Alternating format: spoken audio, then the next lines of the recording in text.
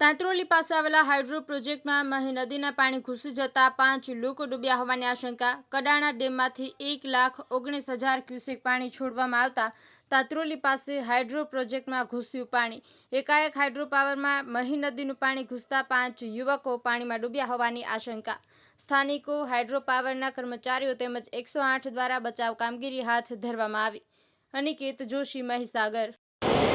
આજરોજ અહીંયા મહીસાગર જિલ્લામાં જે લુણાવાડા તાલુકા પોલીસ સ્ટેશન છે અને દોલતપુરા ગામ પાસે એક અજંત્રા હાઇડ્રો પાવર પ્લાન્ટ આવેલો છે, જેની અંદર કોઈક અગમ્ય કારણોસર અચાનક એના સંપમાં પાણી ભરાઈ જવાને કારણે કેટલાક અહીંયા જે સ્થાનિક કાર્યકર્તાઓ છે એમના કહેવા મુજબ 4 થી 5 લોકો જે છે એ પાણીની અંદર ડૂબી ગયા છે। એ પ્રકારનો મેસેજ જે છે અમને મળતા તાત્કાલિક અહીંયા પોલીસની ટીમ, રેવન્યુ ટીમ, સાથે સાથે ફાયરની ટીમ અને એસડીઆરએફની ટીમ જે છે પહોંચી।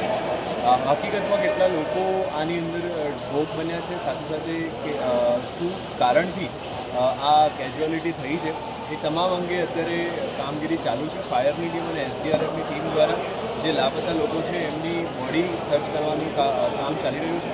આ સિવાય આમાં જેટલા અન્ય લોકો કામ કરતા હતા અને જે લોકો બચી ગયા છે એમને 108ની ટીમ દ્વારા ઓલરેડી હોસ્પિટલ મોકલી દેવામાં આવે છે। ઘટના શું છે અને કયા કારણથી બની છે, કયા લેપ્સિસ રહી ગયા છે અને કેટલા લોકો આની અંદર ખરેખર ભોગ બન્યા છે એ અંગે અત્યારે તપાસ ચાલુ છે।